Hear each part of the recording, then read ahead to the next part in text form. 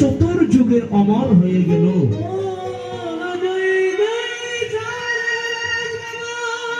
বলে 4 যুগের অমর তুমি, কারণ আমরা 4 জন একসাথে আশীর্বাদ করেছি তুমি দীর্ঘায়ু হও। এই 4 যুগ তোমার মৃত্যু হবে না। সে মার্কেন্ডীয় নাকি এখনো জীবিত আছেন। চতুষ্কুমারের আশীর্বাদে তিনি 4 যুগের অমর।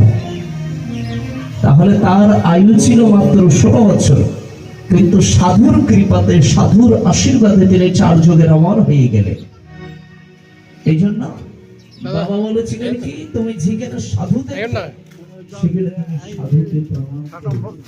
আচ্ছা আচ্ছা, যখন তিনি সাধনা করছেন